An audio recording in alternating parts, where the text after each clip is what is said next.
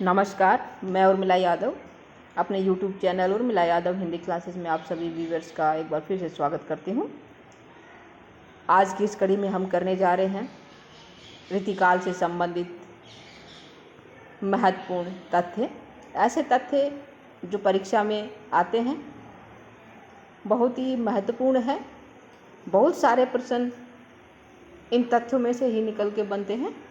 अतः इनको आप ध्यान से सुने, देखें, पढ़ें। यह हमारा दूसरा भाग है। पहला भाग कर चुके हैं। पहले भाग का लिंक आपको इस वीडियो के डिस्क्रिप्शन बॉक्स में मिल जाएगा। आप लिंक पर क्लिक करके पहले भाग के तथ्यों को प्राप्त कर सकते हैं। वीडियो को अंत तक अवश्य देखें, क्योंकि ऋतुकाल से संबंधित बहुत ही महत्वपूर्ण जानकारी है। कहीं कोई जानकारी छूट न जाए, इसलिए आप ध्यान से देखें। साथ ही शुरू करने से पहले निवेदन करती हूँ कि वीडियो को लाइक अवश्य करें, शेयर करें। यदि चैनल पर नए हैं तो सब्सक्राइब भी करें, ताकि मेरा उत्साहवर्धन हो और आपको एक और जानकारी एक अगली वीडियो में मैं दे सकूं। उत्साहवर्धन होगा तभी मैं और अच्छा काम कर पाऊंगी और आपको भी नई नई जानकारी मिल सकेगी। चलिए शुरू करते हैं। सहज प्रकाश में सहजोबाई की रचनाएं संग्रहित हैं। शिवदयाल राधा स्वामी सत्संग के प्रवर्तक हैं। राधा स्वामी सत्संग के प्रवर्तक कौन थे? शिवदयाल। दुर्गा सप्तशती का हिंदी पद अनुवाद अक्सर अनन्य ने किया। दयाबाई सहजोबाई चारणदास की शिष्या थी। प्रश्न इस तरह आएगा कि दयाबाई किसके शिष्या थी, तो क्या होगा? चारणदास। या फिर ऐसे आ सकता है कि निम्न में से चारणदास की शिष्या कौन कौन है। विकल्प में कोई भी ऑप्शन आ सकता है, कोई विकल्प आ सकता है। तो आपको दयाबाई और सहजोबाई याद रखना है। दयाबाई और सहजोबाई जो महिलाएं थी, ये चारणदास की शिष्य थी। आगे है, साब पंथ का प्रवर्तन तुलसी साहब ने किया था। किसने किया था? तुलसी साहब ने। कौन से पंथ का प्रवर्तन किया था? साहब पंथ का। खालसा पंथ का प्रवर्तन गुरु गोविंद सिंह ने किया था। खालसा पंथ की स्थापना किसने की थी? गुरु गोविंद सिंह ने। मध्यकाल में सूरदास नाम के 3 कवि हुए हैं। ये 3 कवि कौन कौन है? कि पहला है अष्ट छाप का भक्त सूरदास, जिसको हम अच्छी तरह जानते हैं। भक्त शिरोमणि वात्सल्य सम्राट कृष्ण भक्त कवि सूरदास है। दूसरा है बनारस के संत सूरदास और तीसरे हैं सूफी सूरदास। ये तीनों ही सूरदास नाम से जाने जाते हैं और आपको इनके बारे में बता दिया है। जो पहले को हम अच्छी तरह जानते हैं, दूसरा बनारस के संत सूरदास है और तीसरे हैं सूफी सूरदास। आगे है, सतनामी संप्रदाय का प्रवर्तन जगजीवन दास ने किया था। किसने किया था? जगजीवन दास ने। जगजीवन दास ने किस संप्रदाय का प्रवर्तन किया था? सतनामी संप्रदाय का।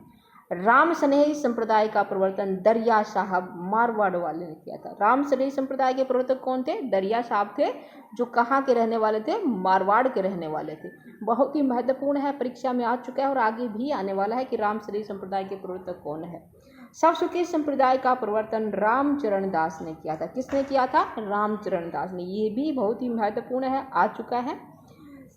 सबसुखी संप्रदाय के बारे में एक विशेष बात है, वो ये है कि सबसुखी संप्रदाय के जो भक्त स्त्री वेश धारण करके स्वयं को सीता की सपत्नी मानते थे। कि प्रश्न आएगा कि ऐसा कौन सा संप्रदाय है जिसमें भक्त स्त्री वेश धारण करते हैं और स्वयं को सीता की सपत्नी मानते हैं, तो वह है सबसुखी संप्रदाय। अगला है, राम भक्ति के रसिक संप्रदाय का प्रमुख केंद्र अयोध्या है। रसिक संप्रदाय का प्रमुख केंद्र क्या है? अयोध्या है। अयोध्या किस संप्रदाय का प्रमुख केंद्र है? तो क्या हो जाएगा? रसिक संप्रदाय। और रसिक संप्रदाय में किसकी आराधना की जाती है? राम की भक्ति की जाती है। अगला है, घनानंद के गुरु वृंदावन देव थे। कौन थे? वृंदावन देव थे। ऋतुकाल के राम सहायदास ने जायसी के अखरावट के ढंग पर ऋतुकाल की रचना की। ऋतुकाल के जो राम सहायदास, ये नेफ नहीं, यहाँ ने है। ऋतुकाल के राम सहायदास ने जायसी के अखरावट के ढंग पर ऋतु काव्य की रचना की। आगे है, दीनदयाल गिरि व गिरिधर कविराय रीतिकाल के प्रसिद्ध नीतिकार कवि हैं। ऐसे दो नीतिकार कवि कौन है जो रीतिकाल में हुए हैं? इस तरह प्रश्न आएगा। उत्तर क्या होगा? दीनदयाल गिरि और गिरिधर कविराय, ये दोनों ही नीतिकार कवि हैं और साथ में रीतिकाल के कवि। इस बात को ध्यान रखना, किस काल के कवि यही है? रीतिकाल के। कविता और सवैया रीतिकाल का सर्वाधिक प्रचलित छंद है। रीतिकाल में जो सर्वाधिक ज़्यादा मात्रा में लिखा गया छंद, प्रयोग किया गया छंद, वो क्या है? कविता और सवैया। जंगनामा श्रीधर द्वारा लिखा गया वीर काव्य है। जंगनामा क्या है? श्रीधर ने लिखा था और ये क्या है? वीर काव्य है। रीतिकाल में सबसे ज़्यादा मुक्तक काव्य लिखा गया। मुक्तक काव्य किस काल में लिखा गया? रीतिकाल में सबसे ज़्यादा लिखा गया। आगे है, रीतिकाल में अधिकतर साहित्य ब्रज भाषा में लिखा गया। किस भाषा में लिखा गया? ब्रज भाषा, यानी कि ब्रज भाषा का उत्कृष्ट जो समय था वो था रीतिकाल। क्या था? रीतिकाल। रीति काव्य की प्रमुख प्रवृत्ति रीति निरूपण व श्रृंगार वर्णन। रीति काव्य की जो प्रमुख प्रवृत्ति वो क्या है? रीति निरूपण है और श्रृंगार है। कृपाराम की हित तरंगिणी को हिंदी का प्रथम रीति ग्रंथ माना जाता है। कृपाराम का जो ग्रंथ है हित तरंगिणी, कौन सा ग्रंथ है? हित तरंगिणी, उसको हिंदी का प्रथम रीति ग्रंथ माना जाता है। रीतिकालीन दीनदयाल गिरि व गिरिधर कविराय ने कुंडलिया छंद में लिखा। रीतिकाल के जो दीनदयाल गिरि है और गिरिधर कविराय है, ये दोनों ही नीतिकार कवि हैं। इन्होंने कुंडलिया छंद में अपनी रचनाएं लिखी हैं। आगे है,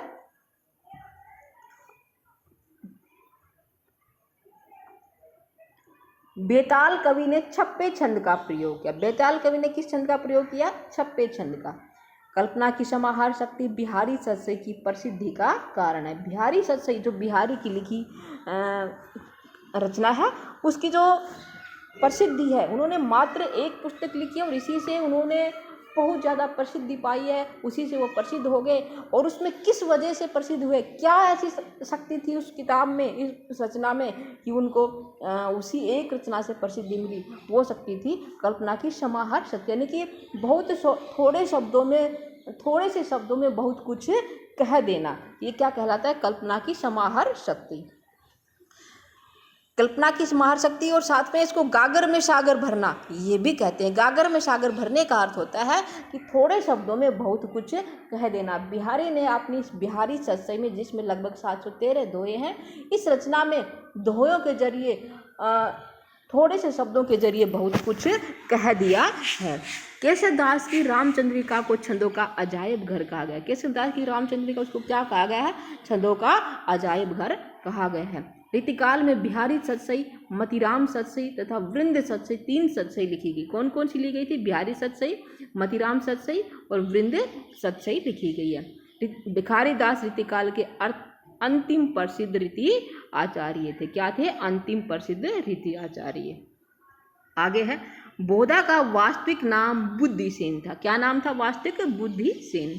पन्ना दरबार की शुभान वेश्या बोधा की प्रेमिका थी। बोधा की जो प्रेमिका थी उसका क्या नाम था? शुभान, जो क्या थी? वेश्या थी। कहाँ रहती थी वो? पन्ना के दरबार में रहती थी। रसनिधि ने रत्न हजारा की रचना बिहारी सतसई के अनुकरण पर की। रसनिधि ने रत्न हजारा की रचना किसके आधार पर की थी?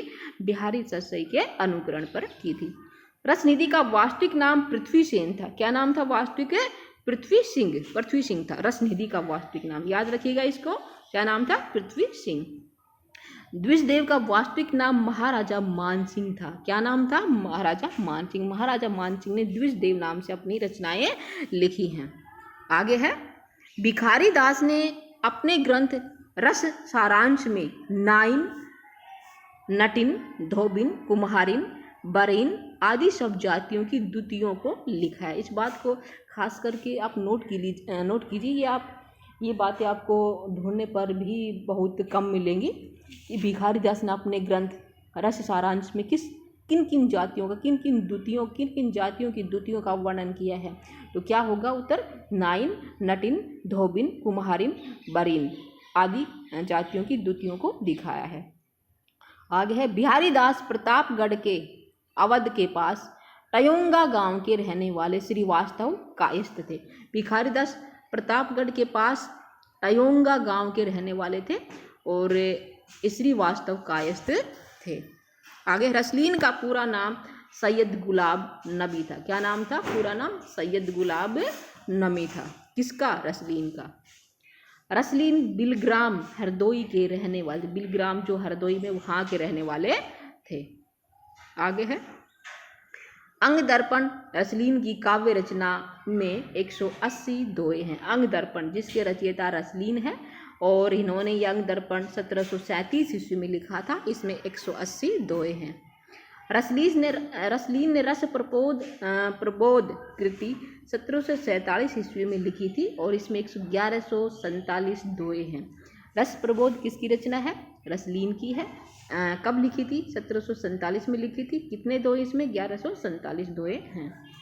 दुल्लह कवि कालिदास त्रिवेदी के पौत्र तथा उदयनाथ कविंद्र के पुत्र थे। जो दुल्लह कवि हैं वो कालिदास त्रिवेदी के पौत्र थे और उदयनाथ कविंद्र के पुत्र थे। आगे देखते हैं, दुल्लह कवि का कविकुल कंठाभरण प्रसिद्ध अलंकार ग्रंथ है। कविकुल कंठाभरण किसका ग्रंथ है? दुल्लह कवि का है। कैसा ग्रंथ है ये? अलंकार ग्रंथ है। महाराजा जयसिंह मारवाड़ के प्रसिद्ध राजा थे। महाराजा जयसिंह कहाँ के राजा थे? मारवाड़ के। महाराजा जसवंत सिंह कौन है? महाराजा जसवंत सिंह मारवाड़ के प्रसिद्ध राजा थे। जसवंत सिंह शाहजहां व औरंगजेब के समकालीन। जसवंत सिंह किसके समकालीन थे? शाहजहां व औरंगजेब के समकालीन थे। महाराजा जसवंत सिंह का भाषा भूषण अलंकार ग्रंथ है। महाराजा जसवंत सिंह का कौन सा ग्रंथ है? भाषा भूषण। कैसा ग्रंथ है ये? अलंकार ग्रंथ है। भाषा भूषण चंद्रालोक की छाया प्रणाली पर लिखा गया है। भाषा भूषण जो चंद्रालोक ग्रंथ है उसकी छाया की उसकी प्रणाली पर लिखा गया है। भाषा भूषण पर 3 टीकाएं लिखी गई हैं। कितनी टीकाएं लिखी गई हैं? 3 टीकाएं। पहली टीका अलंकार रत्नाकर के नाम से वंशीधर ने लिखी। पहली टीका किसने लिखी? अलंकार रत्नाकर नाम से वंशीधर ने लिखी। आगे है दूसरी टीका जो जसवंत जी का भाषा भूषण, उसमें 3 टीकाएं लिखी हैं। तो पहली क्या है? पहली क्या है? अलंकार रत्नाकर नाम से वंशीधर ने लिखी थी। और दूसरी किसने लिखी थी? प्रताप सिंह की है। प्रताप सिंह ने लिखी थी दूसरी। और तीसरी टीका गुलाब सिंह कवि की भूषण चंद्रिका है। कौन सी है? भूषण चंद्रिका गुलाब सिंह ने लिखी थी। अगला है मंडन जैतपुर के रहने वाले तथा राजा मंगद सिंह के आश्रित थे। जो मंडन कवि हैं वो जैतपुर के रहने वाले थे। मंडन कहाँ के रहने वाले थे? जैतपुर के रहने वाले थे। तथा राजा मंगद सिंह के आश्रित थे। किसके आश्रित थे? मंगद सिंह के। कुलपति मिश्र आगरा के रहने वाले माथुर चौबे थे। कहाँ के रहने वाले थे? कुलपति मिश्र आगरा के रहने वाले थे। और क्या थे ये? माथुर चौबे थे। कुलपति मिश्र रीतिकालीन सिद्ध कवि बिहारी के भांजे थे। कुलपति मिश्र जो रीतिकालीन कवि है, जो सिद्ध कवि है, उसके भांजे थे और महाराजा जयसिंह के पुत्र महाराज राम सिंह के दरबार में थे। क्या थे ये? महाराजा जयसिंह के पुत्र राम सिंह के दरबार में रहते थे। कौन? कुलपति मिश्र। कुलपति मिश्र की जो रचनाएं हैं उनको देखते हैं एक ट्रिक के जरिए। ये ट्रिक क्या है इसको आप लिख लीजिए और याद कर लीजिए। देखते हैं कुलपति मिश्र की रचनाएं। संग्राम रस द्रोण की मुक्ति का कारण बना, नक्सिक अलंकार देखती रह गए। फिर से देखिए ट्रिक क्या है। संग्राम रस द्रोण की मुक्ति का कारण बना, नक्सिक अलंकार देखती रह गए। संग्राम से क्या है? संग्राम सार है। जो संग्राम है उससे क्या बनी? संग्राम सार। किसकी रचना है? कुलपति मिश्र की। इस ट्रिक को आप याद कर लीजिए, आपको कुलपति मिश्र की रचनाएं भी याद हो जाएंगे। द्रोण से क्या बनेगा? द्रोण पर रस को वैसे लगा दिया गया है पंक्ति को पूरा करने के लिए। संग्राम से क्या बनेगा? संग्राम सार। द्रोण से क्या बनेगा? द्रोण पर। रस से रस रहस्य। रस को यहाँ आगे लिख रही हूँ। रस से क्या बना? रस रहस्य। मुक्ति से मुक्ति तरंगिणी और नक्सिक से नक्सिक। अलंकार से अलंकार प्रकरण। तो ये क्या थी? कुलपति मिश्र की जो रचनाएं हैं उनको याद करने की ट्रिक। फिर से देखिए। संग्राम रस द्रोण की मुक्ति का कारण बना, नक्सिक अलंकार देखती रह गई। संग्राम से क्या है? संग्राम सागर। संग्राम सागर, द्रोण से द्रोण पर्व, रस से रस रहस्य, मुक्ति से मुक्ति तरंगिणी, और नक्शिक से नक्शिक, अलंकार से अलंकार प्रकरण। आगे है, आलम कवि जाति से ब्राह्मण थे परंतु शेख नाम की रंगरेजिन से प्रेम के कारण मुसलमान बन गए। आलम कवि कैसे कवि थे? ब्राह्मण थे जाति से, परंतु शेख नाम की रंगरेजिन से प्रेम करते थे और उस प्रेम के कारण उन्होंने अपना धर्म त्याग कर दिया, रंगरेजिन से शादी कर ली, उसके बाद ये मुसलमान कवि बन गए। आलम औरंगजेब के दूसरे बेटे मुअज्जम के राजा श्री, जो आलम थे वो औरंगजेब के दूसरे बेटे मुअज्जम के राज्य में रहते थे। शेख रंगरेजिन भी अच्छी कवित्री थी जो आलम की पत्नी थी। आलम रीतिमुक्त कवि थे। कैसे कवि थे आलम? रीतिमुक्त कवि। गुरु गोविंद सिंह सिखों के 10वें गुरु थे। सिखों के 10वें गुरु कौन है? गुरु गोविंद सिंह। लाल कवि का वास्तविक नाम गोरेलाल पुरोहित था। किसका नाम गोरेलाल पुरोहित था? लाल कवि का। लाल कवि का वास्तविक नाम क्या है? गोरेलाल पुरोहित। लाल कवि ने अपने ग्रंथ छत्र प्रकाश में महाराजा छत्रसाल के जीवन का चित्रण दोहा चौपाई में किया। लाल कवि ने अपने ग्रंथ छत्र प्रकाश, किसका ग्रंथ है? लाल कवि का। इसमें किसका वर्णन है? महाराजा छत्रसाल का वर्णन है। कौन से छंद में है? दोहा चौपाई में है। विष्णु विलास ग्रंथ में लाल कवि ने 12वें छंद में नायिका भेद किया। विष्णु विलास किसका ग्रंथ है? लाल कवि का है। इसमें किसका वर्णन है? 12वें छंद में है और नायिका भेद का वर्णन है। आगे है, बिहारी सतसई के अनुकरण पर रसनिधि ने रत्न हजारा की रचना की। रत्न हजारा किसकी रचना है? रसनिधि की है। और किसके आधार पर इसकी रचना की गई थी? बिहारी सतसई के अनुकरण पर की गई थी। देव और बिहारी में सर्वश्रेष्ठ विवाद के जन्मदाता मिश्र बंधु है। देव और बिहारी, ये इस पे एक विवाद उठा था और इस विवाद के जो जन्मदाता थे वो थे मिश्र बंधु, कि देव श्रेष्ठ है या फिर बिहारी श्रेष्ठ है। इस विवाद के जन्मदाता मिश्र बंधु हैं। पदम सिंह शर्मा और लाला भगवान दीन बिहारी को श्रेष्ठ मानते। जो पदम सिंह शर्मा है और लाला भगवान दीन है वो बिहारी को श्रेष्ठ मानते हैं। कृष्ण बिहारी मिश्र और मिश्र बंधु देव को श्रेष्ठ मानते हैं। इस बात को नोट कर लीजिएगा कि कौन बिहारी को श्रेष्ठ मानता है और कौन देव को श्रेष्ठ मानता है। देव को श्रेष्ठ मानते हैं कृष्ण बिहारी मिश्र और मिश्र बंधु, और बिहारी को श्रेष्ठ मानते पदम सिंह शर्मा और लाला भगवान दीन। आगे है, सेनापति ऋतु वर्णन के लिए रीतिकाल के प्रसिद्ध कवि। रीतिकाल में ऐसे कौन से कवि हुए हैं जो ऋतु वर्णन के लिए प्रसिद्ध हैं? कौन से कवि हैं? ये है सेनापति। कौन है? सेनापति। आगे है,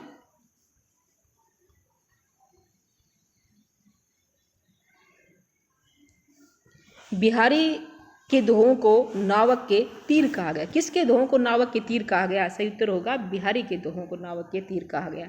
बिहारी ने कोई लक्षण ग्रंथ नहीं लिखा बल्कि लक्षणों के उदाहरण लिखे हैं। कोई लक्षण ग्रंथ नहीं लिखा है बल्कि लक्षणों के उदाहरण लिखे हैं। मध्यकाल में श्री रामचरितमानस के बाद प्रसिद्ध ग्रंथ बिहारी सतसई। मध्यकाल में श्री रामचरितमानस के बाद कौन सा प्रसिद्ध ग्रंथ है? तो उत्तर क्या होगा? बिहारी सतसई। ब्रज भाषा में व्याकरण मिर्जा खान ने 1976 ईस्वी में लिखा था। ब्रज भाषा में लिखा था व्याकरण, किसने लिखा था? मिर्जा खान ने लिखा था 1976 ईस्वी में। आगे है, राम शाह ने बिहारी सतसई के अनुकरण पर राम सतसई लिखी थी। राम शाह ने किसके अनुकरण पर राम सतसई लिखी थी? राम बिहारी सतसई के अनुकरण किसने लिखी थी? राम शाह ने। राम शाह का वाणी भूषण एक अलंकार ग्रंथ है। वाणी भूषण किसका ग्रंथ है? राम शाह का है। कैसा ग्रंथ है? अलंकार ग्रंथ है। ककहरा राम शाह द्वारा जायसी की अखरावट के ढंग की मोटी सी पुस्तक है। ककहरा ये राम शाह द्वारा लिखी गई पुस्तक है और जायसी की अखरावट के ढंग की मोटी सी पुस्तक है। गिरिधर दास भारतेंदु बाबू हरिश्चंद्र के पिता थे। गिरिधर दास किसके पिता थे? भारतेंदु बाबू हरिश्चंद्र के। महाराजा विश्वनाथ सिंह रीवा नरेश थे। ये प्रश्न आ चुका है कि महाराजा विश्वनाथ सिंह कहाँ के नरेश थे? रीवा के नरेश थे। ब्रज भाषा में इन्होंने आनंद रघुनंदन नाटक लिखा था। महाराजा विश्वनाथ का ग्रंथ है आनंद रघुनंदन। किस भाषा में लिखा था? ब्रज भाषा में है। भारतेंदु हरिश्चंद्र ने आनंद रघुनंदन को आनंद रघुनंदन नाटक को हिंदी का पहला नाटक माना है। किसने माना है? भारतेंदु हरिश्चंद्र ने। आगे है, राधा सुधा शतक श्री हठी जी द्वारा लिखा गया काव्य ग्रंथ है जिसमें 11 दोहे 103 कवित सवैया हैं। राधा सुधा शतक किसका ग्रंथ है? श्री हठी जी का है और काव्य ग्रंथ है ये। इसमें 11 दोहे हैं, 103 कवित सवैया हैं। भारतेंदु हरिश्चंद्र को राधा सुधा शतक ग्रंथ अत्यंत प्रिय लगता था। भारतेंदु जी को राधा सुधा शतक जो श्री हठी जी का था ये ग्रंथ बहुत ही प्रिय लगता था। सूदन भरतपुर के महाराजा सुजान सिंह या सूरजमल के राजाश्री थे। सूदन किसके राज्य में रहते थे? महाराजा सूरजमल के, जिसको सुजान सिंह के नाम से भी जानते हैं, जो भरतपुर के राजा थे। आगे है, सूदन ने सुजान चरित में भरतपुर के जाट राजा सूरजमल की वीरता का वर्णन किया है। सुजान चरित जिसमें किसका वर्णन है? सूरजमल का। और जो कहाँ के राजा थे? भरतपुर के। क्या किस जाति से थे वो? जाट राजा थे। रसिक गोविंद निम्बार्क संप्रदाय में दीक्षित। रसिक गोविंद किस संप्रदाय में दीक्षित थे? निम्बार्क संप्रदाय में। रसिक गोविंद जयपुर के रहने वाले तथा नटाणी जाति के थे। रसिक गोविंद कहाँ के रहने वाले थे? जयपुर के थे और नटाणी जाति से संबंध रखते थे। आगे है, रसिक गोविंद की रचना रामायण सूचनिका में 33 दोहों में अक्षर क्रम से रामायण की कथा संक्षेप रूप में कही गई है। रसिक गोविंद की जो रचना है रामायण सूचनिका, ये प्रश्न आया हुआ है कि रसिक गोविंद की रचना कौन सी है? रामायण सूचनिका है और इसमें क्या है? 33 दोहे हैं जो अक्षर क्रम से रामायण की कथा संक्षेप रूप में लिखी गई है। रसिक गोविंद का रसिक गोविंदानंदन 700-800 पृष्ठों का बड़ा भारी ग्रंथ है। प्रश्न इस तरह बनेगा कि गोविंदानंदन किसका ग्रंथ है? किसका है? रसिक गोविंद का है, जिसमें 700-800 पृष्ठों का बड़ा भारी ग्रंथ है ये।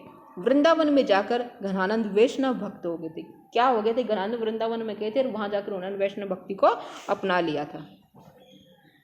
सेनापति भक्ति काल एवं रीति काल के लिए संधि युग के कवि हैं। राम भक्त कवि हैं सेनापति, और भक्ति काल और रीति काल के मध्य ये क्या है? संधि युग के रूप में जाने जाते हैं। अनूप शहर के रहने वाले सेनापति कहाँ के रहने वाले थे? अनूप शहर के रहने वाले थे ये, और राम भक्त कवि थे। आज के लिए इतना ही। अगली क्लास में रीति काल से संबंधित और जानकारी आपके लिए लेके आएंगे। तब तक के लिए आप बने रहिए। इस वीडियो को देखने के लिए आपका बहुत बहुत धन्यवाद।